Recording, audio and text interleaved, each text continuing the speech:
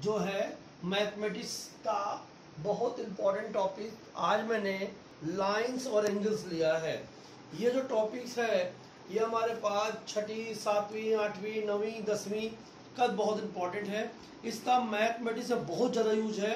आज हम आपको सारे जो एंगल्स है, ज्योमेट्रीज है, उसे एक्सप्लेन करेंगे और उसके बारे में बताएंगे। लाइंस और एंगल्स छठी में भी यूज है, सातवीं में भी, आठवीं में भी, नवीं में, 10वीं में। 10वीं तो इस क्लास का बहुत यूज है। लाइंस होते क्या है?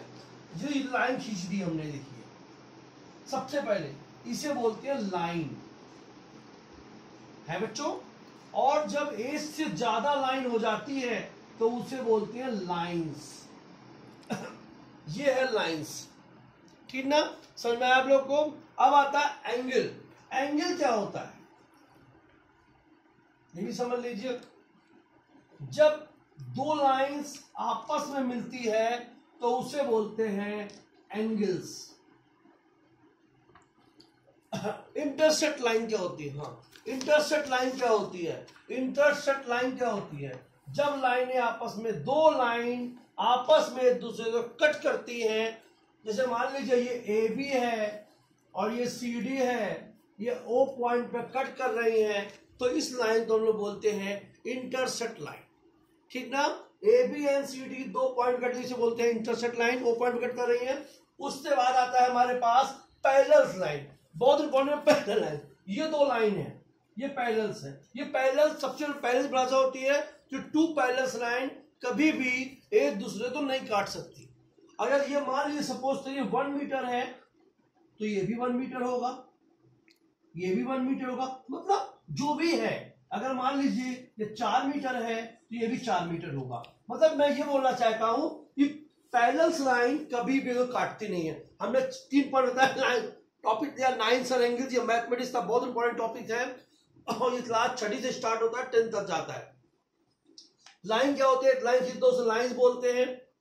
दो लाइन खींच दो, दो या दो से ज्यादा लाइंस हो जाता है। एंगल, जब दो लाइंस को मिलाते हैं तो उसे एंगल्स बोलते हैं।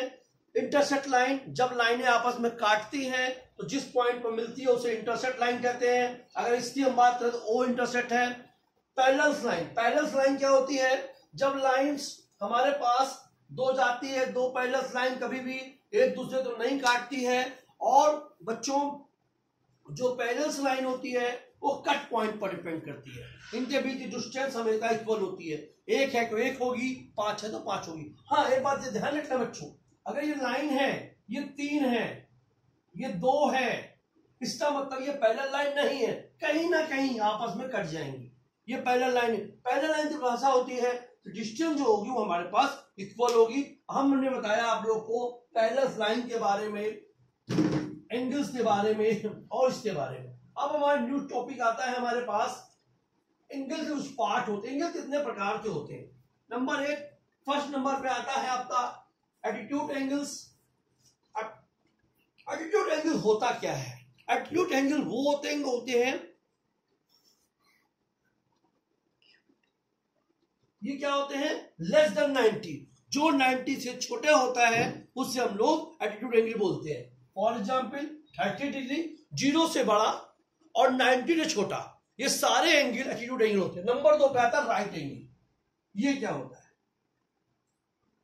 राइट एंगल जो होता है वो 90 डिग्री का होता है। राइट एंगल हमेशा 90 डिग्री का होता है। एटीट्यूड एंगल हमेशा 90 से छोटा होता है। अब आता है एब्ट्यूस एंगल। एब्ट्यूस एंगल क्या होता है ये भी समझ लीजिए आप लोग। जो 90 से बड़ा हो, जो 90 से बड़ा हो और 180 से छोटा हो, उसे हम लोग बोलते हैं एब्ट्यूस एंगल। जैसे ये मान लीजिए, ये हमारे पास एब्ट्यूस एंगल्स है जो 90 से बड़ा होता है और 180 से छोटा होता है। क्लियर? समझ में आ गया? समझ में आ रहा है? OBTUSES लिखा है, ठीक है ना? ओके। अब आता है हमारे पास स्ट्रेट लाइन। स्ट्रेट लाइन क्या होती है बच्चों? दो लाइन ऐसे मिली है, दो लाइन तो आपस में जोड़ेंगे तो उनसे बीच में जो बनेगा उसे एंगल स्ट्रेट लाइन बोलते हैं। इसका मान 180 होता है। स्ट्रेट लाइन हमेशा 180 डिग्री होती है। जब दो लाइन तो आपस में जोड़ा जाता है, मान लीजिए दो लाइन आपस में ज्वाइन हो रही है, तो यहां पर 180 डिग्री बनता है, इसे हम लोग स्ट्रेट लाइन कहते हैं। नंबर 4 पे आता है रिफ्लेक्स एंगल। रिफ्लेक्स एंगल बहुत ज्यादा इंपॉर्टेंट है, और रिफ्लेक्स एंगल आपका जो रिफ्लेक्स एंगल है वो आपकी बुक में भी बहुत ज्यादा है और उसका बहुत ज्यादा पॉट होता है। रिफ्लेक्स एंगल होगा क्या ये भी समझ लीजिए ध्यान से। सबसे इंपॉर्टेंट टॉपिक यहाँ पर रिफ्लेक्स एंगल है जो पेपर में आता है हमेशा। ये लाइन है हमारे पास कुछ इस टाइप में, ये हमारे पास 30 है, समझ में आया बच्चों। रिफ्लेक्स निकालना है इसका, तो ये पूरा होता है 360 होता है ना बच्चों। तो रिफ्लेक्स कितना हो जाएगा 360 माइनस 30 इक्वल टू 330। क्लियर, समझ में आया आप लोग को। रिफ्लेक्स एंगल मान लीजिए ये हमारे पास दिया हुआ है 75 डिग्री मान लेते हैं, इसका रिफ्लेक्स निकालना है बच्चों। तो ये हमारे पास पूरे का क्या हो जाएगा 360 माइनस 75, ये हो जाएगा 285 डिग्री। क्लियर, समझ में आया। रिफ्लेक्स एंगल पर क्वेश्चन बहुत ज्यादा इंपॉर्टेंट है, और रिफ्लेक्स एंगल पर क्वेश्चन आते हैं, इस मारे रिफ्लेक्स को पढ़ना बहुत जरूरी है। अब आता है न्यू टॉपिक आ रहा है हमारे पास, pairs of the angles. Pairs of the angles होता क्या ये भी समझ लीजिए।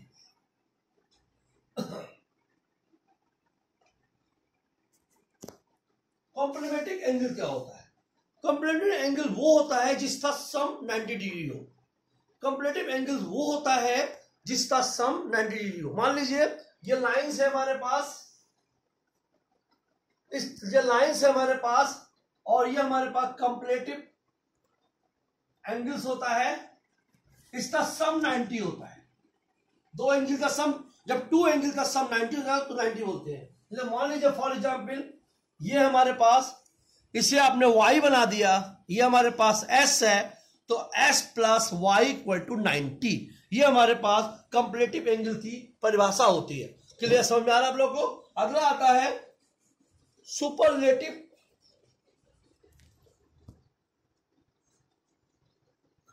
एंगल्स। ये क्या होता है सुपरलेटिव एंगल? यहां पर क्या होता है, टू एंगल का सम होता है, sorry, sum of two angles equal to 180 degree, या बोल सकते हैं sum of two angles equal to 90 degree. समझ आया आप लोगों को। Sum of the two angle 180 degree. अब मान लीजिए ये लाइन है हमारे पास, ये दिया है हमारे पास y,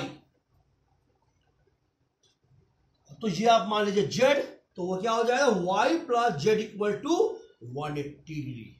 मतलब सुपरलेटिव में दो एंगल का जो सम होता है वो 180 होता है, और कंपैरेटिव में दो एंगल का सम होता है वो 90 होता है। अगला हमारे पास आता है इंपॉर्टेंट टॉपिक है हमारे पास एडजेक्ट एंगल।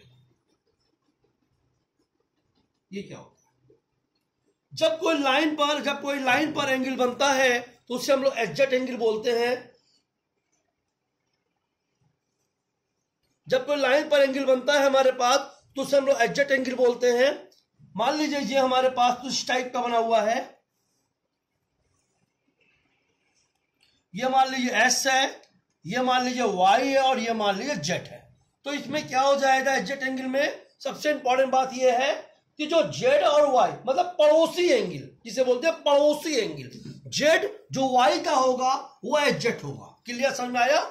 जो y होगा वो s का एंगल एडजेक्ट होगा, बट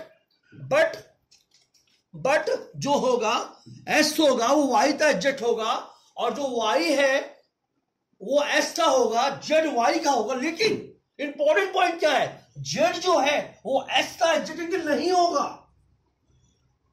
अगर ये तो गलत हो, पड़ोसी से आप समझिए तो जो पड़ोसी एंगल होता है, हिंदी से पड़ोसी एंगल, ये फिगर है, z जो है वो y का एडजेक्ट एंगल होगा, y जो है वो s का एडजेक्ट होगा, लेकिन s जो है वो z का एडजेक्ट एंगल नहीं होगा। नेक्स्ट वीडियोस में हम लोग जो लाइन का एंगल का पार्ट 2 बताएंगे, उसमें हम लोग और एंगल के बारे में एक्सप्लेन करेंगे। करस्पॉन्डिंग एंगल क्या होते हैं, अल्टरनेटिव एंगल क्या होते हैं, उसके बारे में एक्सप्लेन करेंगे। नमस्ते दोस्तों।